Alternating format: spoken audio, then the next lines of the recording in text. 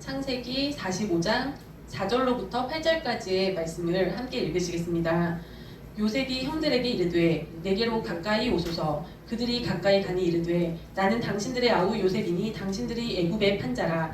당신들이 나를 이곳에 팔았다고 해서 근심하지 마소서. 한탄하지 마소서. 하나님이 생명을 구원하시려고 나를 당신들보다 먼저 보내셨나이다.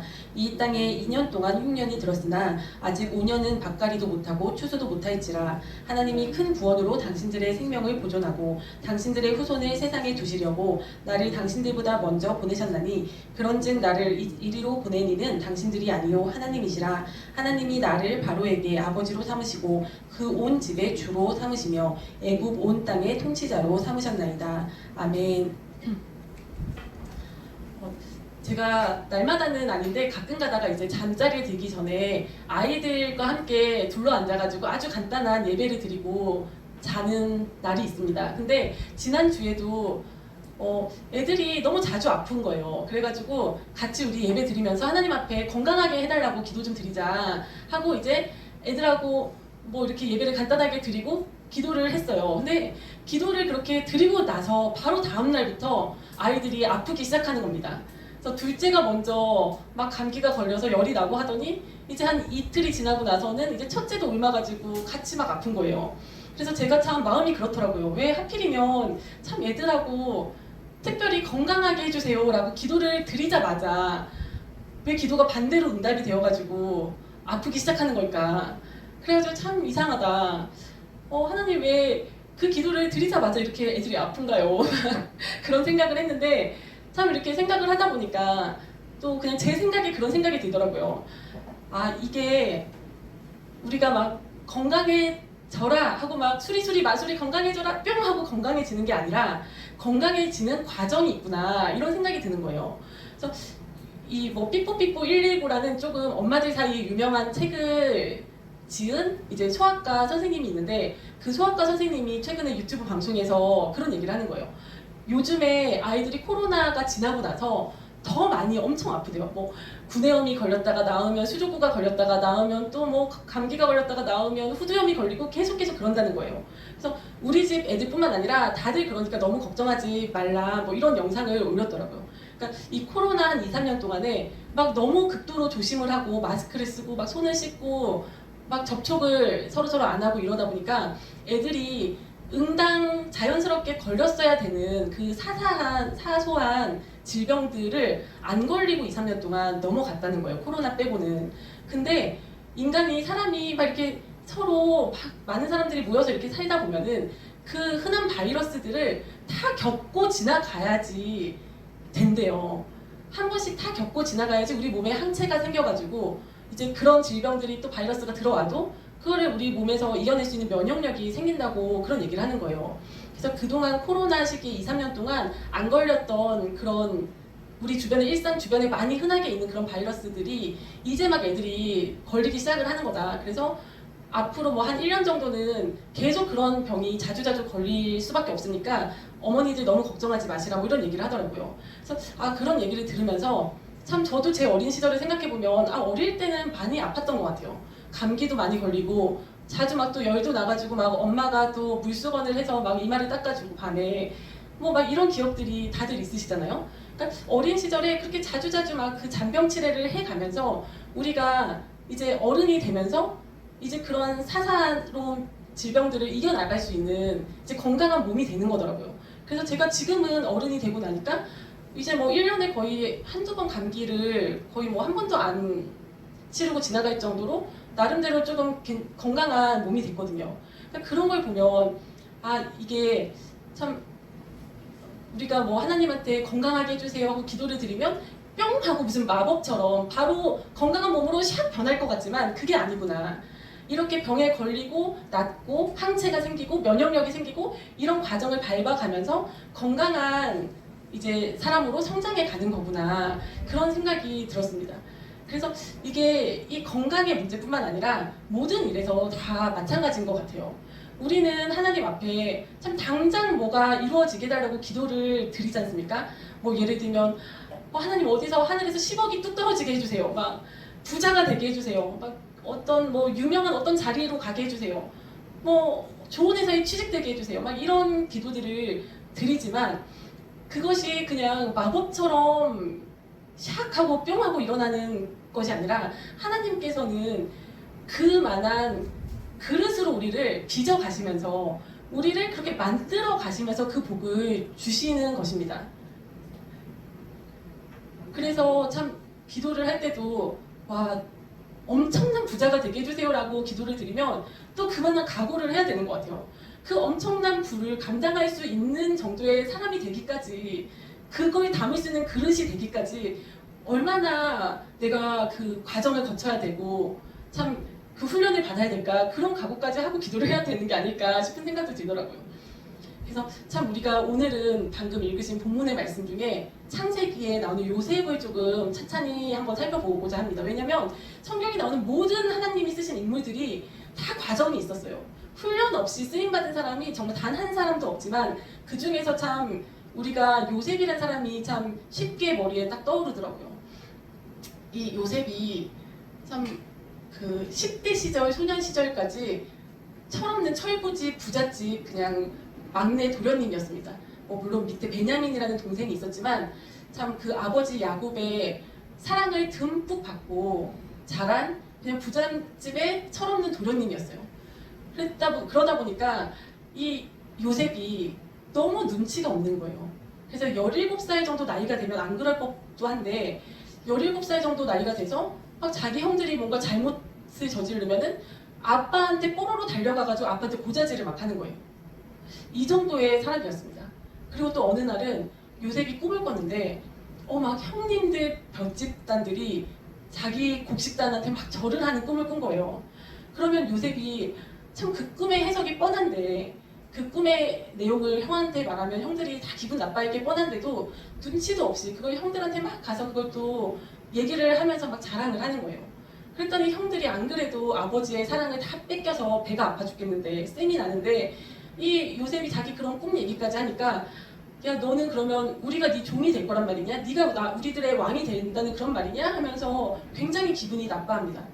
근데 이런 요셉이 만약에 참 이 꿈은 하나님이 주신 꿈이었거든요. 그러니까 하나님께서 이 요셉을 참 그 높은 자리에 그 총리의 자리에 앉힐 그 꿈을 이제 미리 보여주셨는데 근데 이 17살의 이 철없는 이 요셉의 상태에서 이 상태에서 만약에 그 애굽의 총리가 된다고 생각을 해보세요. 어떤 일이 벌어졌겠습니까? 참 생각해보면 이 요셉 같은 사람을 내 밑에 두고 싶은 생각이 드시는 분이 있을까요? 내 가까이에 이런 요셉 같은 사람을 두고 싶나요? 이렇게 눈치도 없고 이렇게 입도 가볍고 이렇게 철없고 이런 사람을 옆에 두고 싶지 않지 않습니까? 이랬던 요셉입니다. 근데 이 요셉이 이렇게 철이 없었던 요셉이 이제 형들의 손에 어느 날 노예로 애굽 땅에 팔려가게 됩니다. 그래서 형들이 처음에는 죽이려고 했어요. 막 광야에 구덩이를 막 파놓고 거기에 이제 죽여서 요셉을 묻을까 아니면 거기 그 구덩이에다가 요셉을 그냥 놔두고 올까 이러다가 이제 뭐 르우벤이나 유다 같은 형제들이 그래도 우리 동생인데 살인을 하지 말자 손에 피를 묻히지 말자 이래서 이렇게 타협을 해가지고 애굽의 노예로 팔아버립니다. 그래서 이 부잣집 도련님이 철없는 도련님이 이제 남의 집에 이제 노예로 팔려오게 된 거예요. 근데 그 애굽의 바로 왕의 시위대장 보디발의 집이었거든요. 근데 그 집에서 종살이를 하면서 이 요셉이 조금씩 철이 들어가는 거예요. 그리고 또 그 아픔을 경험했지 않습니까? 아, 형들이 나랑 피를 나눈 형제가 나를 버렸구나. 내가 그 구덩이에 빠져서 막 형님들 제발 날 좀 살려주세요 하고 애걸을 해도 형들은 그런 나를 그냥 눈앞에 두고 자기들끼리 식사를 하면서 그 나를 그렇게 노예로 팔아버렸구나. 이 배신감을 겪은 거예요. 정말 사람이 믿을 게 못되구나. 사람에 대한 배신감을 겪고 그리고 나서 이제 남의 집에 종살이를 하면서 얼마나 그 어려운 일이 많았겠습니까? 그래서 그 집에서 종살이를 하면서 이제 이 요셉이 조금씩 철이 들어가고 또 이제 그 한 집안의 살림살이를 또 공부를 하게 됩니다. 근데 이 요셉이 하나님과 함께하니 형통했다고 하거든요. 우리가 생각할 때는 참 남의 집에 노예로 팔려가서 참 저 10대 소년이 너무 불행하다라고 생각이 들 것 같은데 그게 아니라 하나님께서는 하나님과 함께 하니까 어떤 뭐 그런 상황이나 형편과 상관없이 형통하다고 하신 거예요. 그래서 이것을 요셉의 형통함을 그 집주인도 다 알아보는 거예요. 그래서 이 요셉이라는 청년이 참 너무 괜찮은 훌륭한 청년이구나. 저 사람은 뭔가 다르구나. 뭐가 있구나. 이걸 알아보고 자꾸 그를 신뢰를 하고 신임을 하고 그에게 막 중요한 일을 맡기고 이렇게 하다 보니까 이 보디발의 온 집안의 일을 이 요셉이 자기가 손수 관리를 하게 된 겁니다. 그러니까 이제 이 집안의 경제적인 그런 돈이 들어오고 나가고 이런 것도 이제 공부를 하게 되고 또 이 집안에서 사람들을 관리하는 그런 것도 배우게 되고 이런 사람이 있구나 저런 사람이 있구나 이런 것들을 다 두루두루 배우게 됩니다.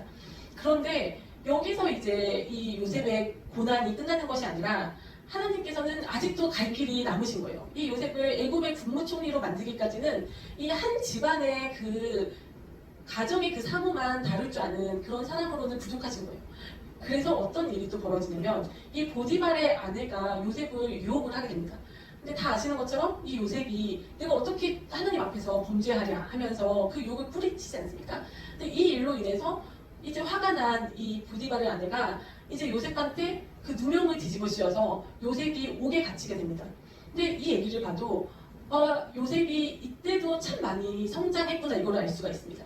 왜냐면 참 이 보디발이 주인이 요셉을 막 신문을 하지 않았겠습니까? 어떻게 그런 짓을 하느냐 하고 신문을 했을 때 이 요셉이 옛날 같았으면 형들한테 막 그 꿈 얘기를 떠벌리던 그 옛날의 과거의 요셉이었으면 이 보디발한테 자기 입장을 막 그 항변을 했을 거예요. 주인님 그것이 아니라 당신 부인이 날 먼저 유혹했습니다. 막 이런 얘기를 변명을 늘어놓았을 거예요. 근데 요셉은 이제 눈치가 있는 사람이 될 거예요. 내가 보디발 이 주인의 아내가 날 먼저 유혹했다라고 얘기하는 거는 주인의 체면을 손상시키는 일이구나 이런 눈치가 생긴 거예요.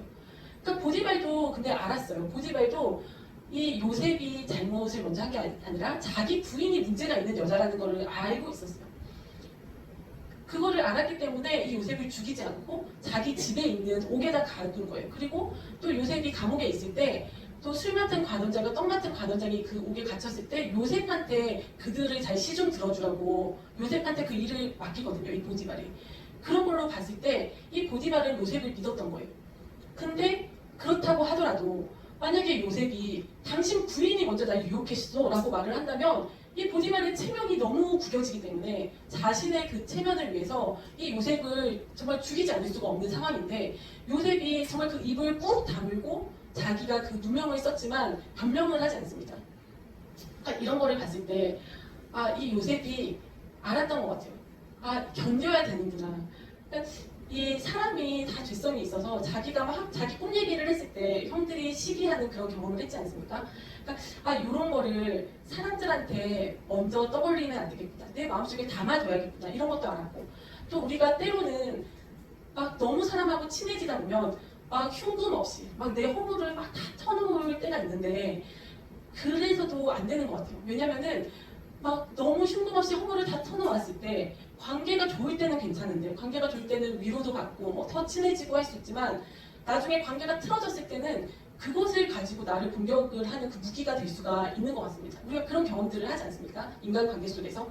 그러니까 근데 또 우리가 만약에 이런 나의 지난 허물이나 뭐 어려웠던 일들을 하나님께서 어떻게 만져주셨다라면서 하나님을 높여드릴 때는 그런 간증을 하면 참 좋겠죠. 은혜롭고 참 다른 사람한테 주님의 영광을 보일 수 있고 또 은혜를 끼칠 수 있으니까 그것은 좋은 일이지만 내가 누군가와 친분을 위해서 아니면 내가 위로받기 위해서 사람을 의지하기 위해서 그런 뭐 지난달의 허물과 막 이런 걸 다 털어놓는 거는 자제해야 되는 것 같습니다. 이런 또 지혜가 요셉을 통해서 우리가 얻을 수 있는 것 같습니다. 그래서 이 요셉이 이제 감옥에 갇히게 되었는데 이 감옥에서도 참 하나님께서 함께 계시니까 이 요셉이 형통한 거예요. 감옥에 갇힌 죄수의 신분이었지만 이 감옥 간수장의 눈에 들어가지고 저 요셉이라는 사람은 참 그냥 죄수들하고 다르구나. 저 사람은 뭔가 특별한 것이 있구나. 이런 것이 눈에 보이는 겁니다. 그래서 이 감옥의 모든 행정사무를 요셉한테 맡길 정도로 또 신임을 받게 됩니다. 그래서 그 안에서 요셉은 이 한 나라의 행정관청의 하나지 않습니까? 이 감옥도 그 나라의 행정에 대한 공부를 또 하는 거예요. 그것을 배우고 또 이 감옥은 그냥 일반 감옥이 아니라 그 왕한테 반역을 한 자들이 갇히는 좀 고위 관료들이 갇히는 감옥이었기 때문에 또 한 자리 한다는 사람들이 다 이 감옥으로 오는 거예요. 그러다 보니까 그들로부터 왕궁의 일들에 대해서도 요셉이 배울 수 있었던 거예요. 그래서 이런 경험들을 통해서 이제 감옥에 있으면서 또 뭐 술 같은 관원장과 떡 같은 관원장의 꿈을 해석해 준 그 일을 계기로 해서 이제 나중에 바로 왕이 어떤 꿈을 꾸게 되었을 때 그 술 맡은 관원장의 추천을 받아서 이 요셉이 감옥을 나오게 됩니다. 감옥을 나와서 죄수의 그 신분을 벗고 이제 바로 왕 앞에 서게 됩니다. 근데 참 그때 나이가 30이라고 해요. 30살짜리 그 참 젊은 청년이 참 제국의 왕 앞에 선 거예요. 근데 이때 바로 왕이 꿈이 이제 아주 살찐 막 소를 흉측한 마른 소가 다 잡아먹고 또 아주 통통하게 살찐 이삭을 흉측한 마른 이삭이 잡아먹고 막 이런 꿈이었어요. 그러니까 누가 들어도 이것은 흉몽이거든요. 흉몽. 누가 들어도 애굽이 망할 꿈이에요. 근데 그러니까 아무도 이제 이 꿈을 해석해 주려고 하는 사람이 없었던 거예요. 근데 이 요셉은 하나님의 지혜를 받아가지고 하나님께서 망하게 하려고 이 꿈을 주시지 않았을 거다라는 생각을 하는 겁니다. 하나님께서는 그냥 애굽이 망한다, 바로 왕 당신은 망한다라는 거기서 그치지 아니하시고 이런 꿈을 주신 데에는 이제 이것을 해결할 대책을 세우게 하기 위해서 미리 이런 꿈을 주신 거다라는 생각을 요셉은 합니다. 그래서 요셉이 이제 해결 방안을 이제 그 왕한테 바로 왕한테 말을 하니까 바로 왕이 참 이 세상에 온 이 나라에 이 제국이 넓은 땅아래 너만큼 이렇게 정말 하나님의 신에 감동된 사람은 내가 처음 봤다. 너 같은 사람이 이 세상에 없다 하면서 이 제국의 그 총리 자리를 이 요셉한테 주게 됩니다. 그래서 이 30살짜리 이 요셉이 참 이 애굽의 총리가 된 거예요. 그리고 나서 이제 풍년의 시간이 7년이 지나가고 이제 흉년의 때가 와가지고 흉년의 때가 2년이 지나갔을 때 이제 이 요셉이 한 39살쯤 됐을 때 그때 이제 가나안 땅에 자기의 고향인 가나안 땅에도 기근이 들어오는 거예요. 너무나 막 극심한 기근이 들다 보니까 먹을 게 다 떨어졌는데 이제 야곱이 듣기에 애굽 땅에 가면은 곡식을 살 수 있다더라 이런 얘기를 듣게 된 거예요. 그래서 야곱이 자기 아들들 10명을 이제 애굽 땅으로 곡식을 사오라고 보냅니다. 그래서 이제 이 요셉과 그 10명의 형들의 만남이 이루어집니다. 근데 참 이 요셉이 대단한 것 같아요. 요셉이 총리가 되었을 때 그때 왜 자기 집에 연락을 안 했을까? 자기가 애굽의 총리쯤 되면 이제 자기 집에다가 가나안에 있는 자기 집에다가 한번 찾아가 보거나 아니면 한번 연락을 할 수 있지 않습니까? 사람을 보내서 요셉이 나 요셉인데 내가 애굽의 총리가 되었습니다라고 자기의 소식을 전할 수 있었을 텐데 그렇게 하지 않았던 거예요. 그렇게 하지 않고 30살부터 한 39살까지 9년 동안을 참은 거예요. 참 이게 어떻게 이런 인내가 가능할까 요셉이. 참 요셉은 참 하나님께 항상 여쭙는 사람이었던 것 같아요. 하나님께 항상 여쭤봐서 하나님 제가 너무 우리 집에 아버지 얼굴도 보고 싶고 우리 집에 너무 한번 가보고 싶은데 가도 될까요? 이제 내 뜻대로 하지 않고 하나님께 항상 여쭈었던 것 같아요. 근데 아직까지 하나님께서 때가 되지 않았다 하신 것 같아요. 그러니까 참고 기다리고 인내를 했던 것 같습니다. 만약에 요셉이 30살에 딱 총리가 됐을 때 그때 바로 가나안에 자기 아버지 집에 갔으면 참 그 형들하고는 도저히 원수가 아직 돼 있을 것 같아요. 그러니까 그 요셉의 마음에도 아직 완전한 용서가 일어나지 않았던 것 같아요. 그리고 또 형들도 애굽의 총리가 요셉이라는 걸 알고 나면은 이 기근의 때 곡식을 사러 애굽까지 올 수가 없었겠죠. 차마 자기네들이 거의 죽이려고 했던 동생인데 그렇기 때문에 하나님께서는 그 때를 기다리게 하신 것 같습니다. 그래서 그 9년의 때를 기다려서 이제 그 총리가 되어서 하루하루 매일매일의 삶을 지내고 있는 요셉 앞에 10명의 형들이 나타난 거예요. 근데 이 형들은 도저히 이제 요셉을 알아보지 못하죠. 근데 이 요셉은 형들을 알아본 겁니다. 그런데도 자기를 드러내지 않고 시치미를 또 떼는 겁니다. 그래서 이 형들을 정탐꾼으로 몰아가지고 감옥에 일단 3일을 가둬둡니다. 그래서 3일을 왜 가둬뒀을까? 이때 요셉은 하나님께 기도했을 것 같아요. 요셉이라고 왜 심장이 벌렁벌렁하지 않았겠습니까? 자기가 수도 없이 용서하려고 기도했을 거예요. 하나님, 아직도 형들이 밉습니다. 아직도 형들에 대한 안둥이 남아 있습니다. 정말 제 마음을 고쳐주세요. 용서하게 해주세요. 끊임없이 기도를 했을 거예요. 그 십몇 년의 세월 동안에. 그런데 막상 이 형들을 마주치고 보니까 요셉도 심장이 막 벌렁벌렁 했을 거예요. 이제 용서를 실행해야 되는 그 때가 온 겁니다. 근데 이제 한 3일 정도를 그 형들을 다 감옥에다 일단 가둬놓고서는 주님 앞에 기도했을 것 같아요. 어떻게 해야 되는지. 그래서 이제 지혜를 얻어가지고 이제 시므온만 감옥에 가둬놓고 나머지 형제들은 곡식을 막 다 싸서 다 돌려보내면서 자기의 같은 어머니의 배에서 나온 동생인 베냐민을 데리고 오라고 합니다. 베냐민을 데리고 와야지 시므온을 풀어주겠다. 그러니까 굉장한 전략가로 변모를 한 거예요. 어떻게 보면 철부지였지만 순진했던 요셉이 이 하나님의 그 훈련 과정을 20년을 거치면서 굉장한 전략가가 되어 있는 겁니다. 그래서 이제 형제들이 일단은 집에 돌아갔어요. 일단은 집에 곡식을 들고 돌아갔더니 막 이렇게 가방을 열어보니까 곡식만 들어있는 게 아니라 자기네들이 곡식을 이제 돈 주고 샀는데 그 돈이 다시 담겨 있는 거예요. 그래서 이제 이게 어떻게 된 일인가 하고서는 벌벌벌벌 떱니다. 그리고 이제 차마 이제 야곱도 베냐민마저 내가 잃을 수는 없다고 베냐민을 내주잖아요. 그래서 이 상태로 또 시간이 흘러가는데 근데 이제 또 사온 곡식이 다 떨어지고 이제 다시 애굽에 가게 된 거예요. 근데 이제 야곱도 정말 내가 자식을 잃으면 잃으리라 하는 마음으로 베냐민을 함께 보냅니다. 그래서 베냐민을 함께 데리고 이제 다시 애굽에 가서 요셉 앞에 섰는데 이제 요셉이 막 자기 동생을 보면 얼마나 감개무량하겠어요.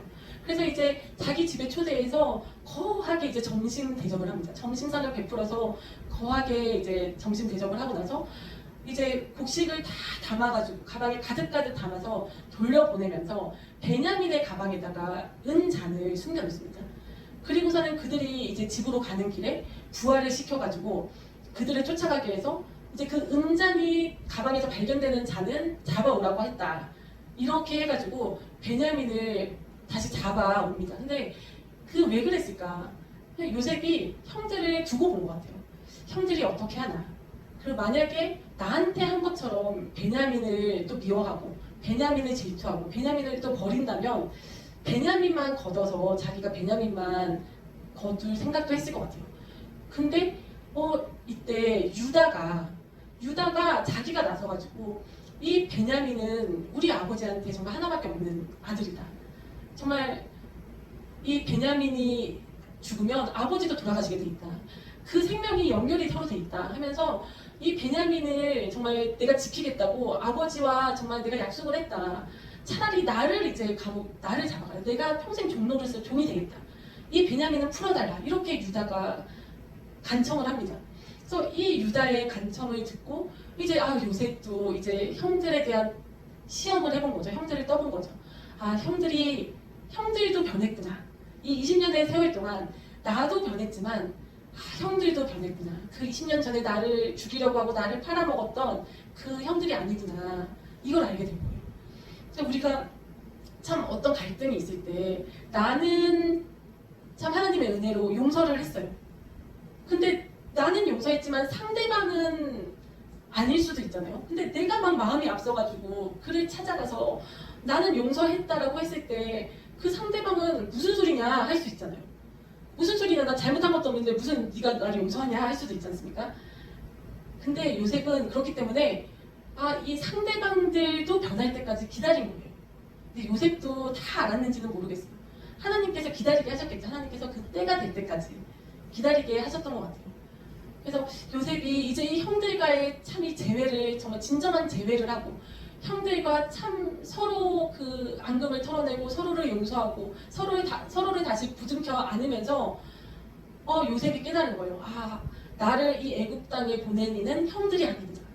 내가 참 20년 세월 동안 고생하고 내가 종살이도 했고 남의 집에서 감옥에도 갇혔었고 내가 그렇지만 참 이 모든 발걸음을 이 형들 때문에 내가 이렇게 된 것이 아니라 하나님께서 하나님의 일을 이루시려고 나를 이곳에 먼저 보내셨구나. 다 하나님의 그 계획이시고 하나님의 손길이구나. 이거를 깨닫게 된 거예요, 요셉이. 그래서 요셉이 오늘 읽으신 본문 말씀처럼 이 형들 앞에 고백을 하는 겁니다. 참 이 요셉의 변화된 모습을 보세요. 참 이 20년의 세월 동안 요셉의 변화된 모습을 보세요. 그러니까 하나님께서는 요셉을 그 애굽의 총리로 세우셨고 또 이 요셉을 통해서 이 야곱의 이 가족들을 다 구원할 계획을 가지고 계셨지만 이 17살 철부지 그 상태의 요셉은 하나님께서 그렇게 총리로 세우실 수가 없는 거예요. 하나님이 무슨 마법사처럼 막 마술사처럼 수리수리 마술이하고 요셉은 애굽의 총리가 되어라 뿅 하고 요셉이 총리가 되는 것이 아닙니다. 하나님께서는 그렇게 일하시는 것이 아니라 세월을 두고 시간이 걸려서 그를 다듬어 가지시고 또 빚어 가시는 것입니다. 그래서 그 요셉을 그만한 그릇으로 만들어 가시는 분이 하나님이십니다. 그래서 참 우리도 참 기도를 드릴 때 우리가 막 제가 하나님 우리 아이들 건강하게 해주세요 막 이렇게 기도를 드린 것처럼 참 우리 기도가 그럴 때가 많은 것 같아요. 하나님 이렇게 해주세요, 이렇게 해주세요, 이것도 도와주세요, 이렇게 해주세요 막 이런 기도가 될 때가 참 많은 것 같습니다. 근데 참 이 요셉의 이야기를 보면서 또 제가 그 아이들 건강 그 기도했던 그 사건을 통해서 아 기도를 한 단계 더 좀 업그레이드를 해야 되겠구나 이런 생각이 드는 거예요. 그러니까 하나님 이렇게 해주세요. 제가 하나님 뜻에 잘 순종할게요. 이게 빠졌더라고요 제 기도에. 그러니까 하나님 제가 잘 모르지만 제가 참 하나님께서 어떻게 하실지 잘 모르지만 하나님께서 이끄시는 대로 잘 따라갈게요. 하나님께서 이끄시는 대로 잘 순종할게요. 제가 잘 못하지만 열심히 해볼게요. 막 힘을 내볼게요. 하나님 도와주세요. 이 기도가 빠진 거더라고요. 그러니까 우리가 주님 앞에 기도드릴 때 참 이렇게 해주세요, 이렇게 해주세요, 이렇게 해주세요. 그 뒤에 참 제가 잘 따라가겠습니다. 저도 순종하겠습니다. 요게 하나 붙으면 너무 좋을 것 같습니다. 네, 그래서 참 저절로 하나님께서는 저절로 일이 되게도 하시겠죠. 물론 그렇게도 하시겠지만 대부분의 경우는 참 이 과정을 참 중시하시는 것 같고 또 단계 참 밟아가게 하시는 하나님이신 것 같습니다. 참 그런 하나님을 바라보면서 우리가 참 지금 하루하루 매일매일의 하루하루의 시간은 지겨울 수도 있잖아요. 지루할 수도 있고 뭔가 변화도 없는 것 같고 나아지는 것도 없는 것 같고 그냥 매일매일 똑같은 것 같고 하지만 그 가운데서 참 하나님과 동행하기 우리가 형통했으면 좋겠고 또 하나님께 순종함으로 주님의 뜻이 이루어지는 우리 모두의 삶이 되었으면 좋겠습니다. 아멘.